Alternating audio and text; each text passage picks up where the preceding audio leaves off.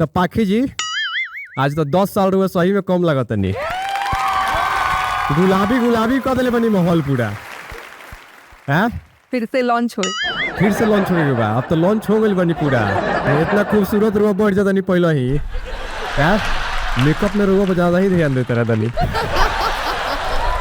देखी पाखी जी, हमनी के गांव जवार में कुछ लोग ऐसा होला जरा अपना गांव जवार के खबर इतना मतलब इंटरेस्ट रहेला कि अपना घर में का होता ओकरा, लेकिन पूरा गांव जवार में का बा एक और पूरा खबर कर लगे। एकदम सही कह, बात सही बा कि ना? एकदम सही। हर गांव में 2-4 गो रड़ुआ लोग बा, एमे सबसे बड़ा योगदान यही लोग के बा। एकदम लोग के स्वर्ण अक्षरों में सरकार के नाम लिखवावे के चाहिए।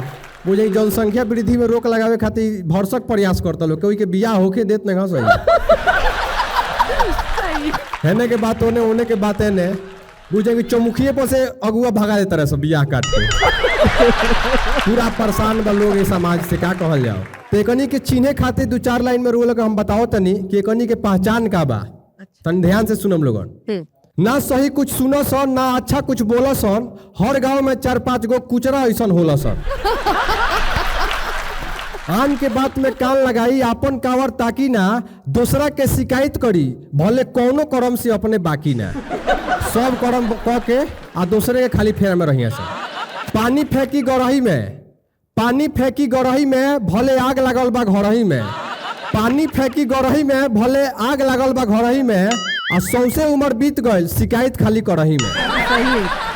आ एगो चीज आओ होला कनी में कि कहाँ से आयल हो, के कहाँ जाता, ये फेरा में रहला सब दिन बच्चों मुखी पर बैठ के पीपर के गाछ तो खैनी बना के देखत रहे सब के आयल के गई। तो बुझ जाई के आयल के गई, दिन भर बकुला जस आँख गड़ौले रहे। के आयल के गईल, दिन भर बकुला जस आँख गड़ौले रहे। के का खाइल के का पियल, के का खाइल के का पियल, बीता भर मुंह बौले रहे। यही फिराक में रहे सब, अपना फेरा में खाली ना रहे सब। सही। आपन भेद के गठरी बांधी, दूसरा के भेद खोला सन। हर गांव में 4-5 गो कुचरा ऐसा होला सन। रउआ चुगलाई करे वाला लोग के फेरा में पड़ल बनी कि ना कबू? नहीं पड़ल, हिम्मत नहीं के ओके नहीं खे काहे के दरुआ उड़ा दे। हाँ एकदम से उड़ा दे। तो पाखी जी आज के जो हमनी के मेहमान बा, ओकरा गाना से पूछ जाए कि इंस्टाग्राम के स्टोरी भरल रहेला। सबसे ज्यादा अगर कोई के गाना यूज होला स्टोरी में, उहे भाई सी बानी। अच्छा। और आज हमनी के बीच में बानी, तो आज रुआ सबके बीच में आ रहल बानी सोशल मीडिया के सबसे बड़ा स्टार, रंगदारों के रंगदार, गायक शानदार, जे हिलौले बा झारखंड, यूपी और पूरा बिहार।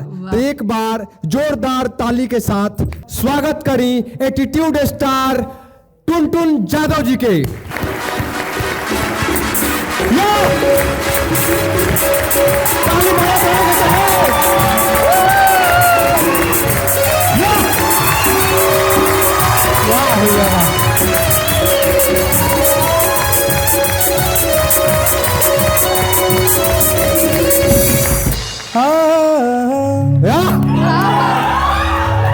हर की झुकावल विरोधी खातिर सपने रही, हर की झुकावल विरोधी खातिर सपने रही। एजेपी भाई पूरा भोजपुरी अपने रही। अपने बा और अपने रहे और आगे भी अपने रही। दोसर हक रे।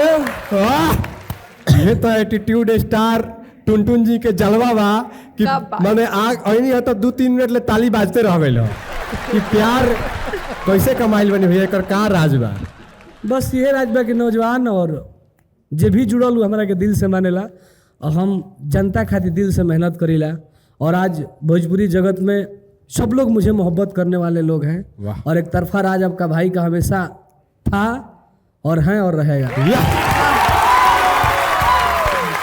तो कैसा लगा था इस शो में आगे रुआ? बहुत अच्छा लगा था। और हम भोजपुरिया श्रोता से हाथ जोड़ के विनती करम कि आप सब ये चैनल के सब्सक्राइब करी जा, और ज़्यादा से ज़्यादा जे भी कलाकार आवे ओकरा के बढ़ चढ़ के प्यार दीजिए। वाह। इस शो के बारे में रुआ का कहे चाहते नहीं भैया? 2 लाइन अपना अंदाज में गुनगुना देती तो पूरा जनता खुश हो जाए। सुनने के चाहते लोगन की कुछ। हाँ टुनटुन जी हाँ जी। हम राउर एटीट्यूड के बहुत बड़ा फैन बानी। हाय हाय धन्यवाद हाँ धन्यवाद। जी तो अरे की कथा न बड़ाई करी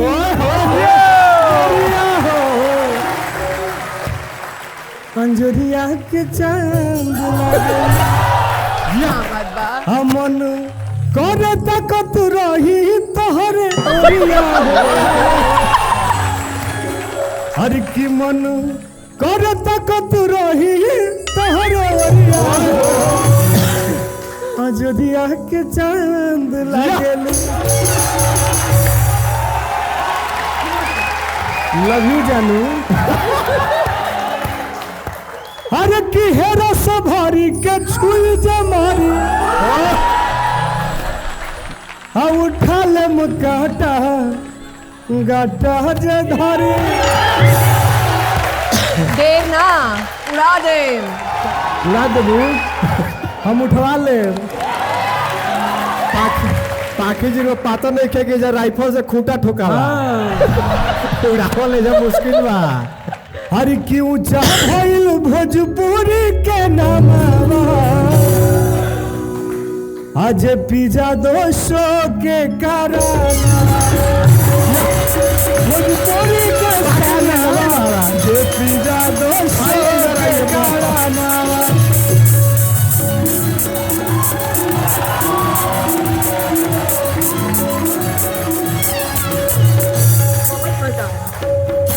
भैया हमने चाहत नहीं सकी आज रहुआ गाना पहिया के ना चावल जा। बहुत दिन से हंसत चली, खाली हंसला से काम ना चली।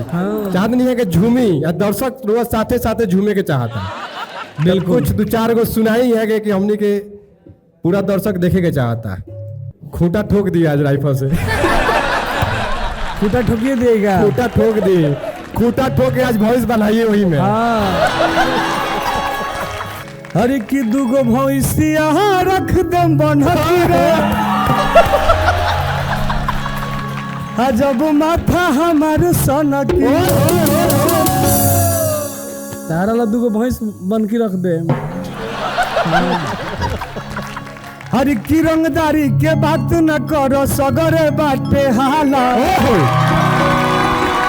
हर की रंगदारी के बात न करो सगरे बाटे हाला। राइफल से खूंटा ठोकाला और कि हमारे घर से रंगदारन के दाल रोटी जाला। राइफल से खूंटा ठोकाला। तू बिहार है जान।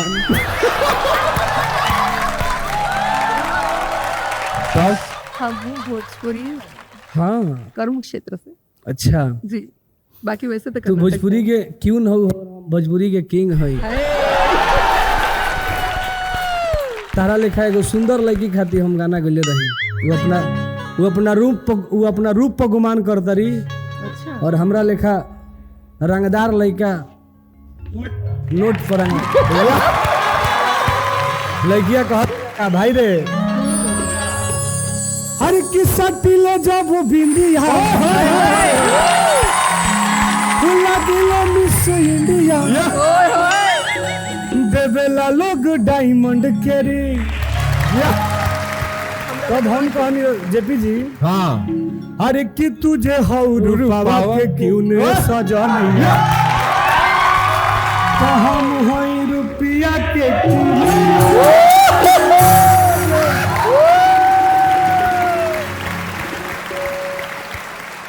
क्या करा तनी आज लेके चलिए जाए। भाभी के डर नहीं कर हुआ लेके चलिए जाए भाई। मैंने भाभी के डर काहे रही मैंने आज पूरा बुझा था कि इम्प्रेस करके बजाते जैसे हमने के शो बंद करा के जाके लेके चलिए जाए। काट हुआ ना शो में तो लेके जाएंगे भाई। हाँ शो में लेके चलिए। Doce pia do show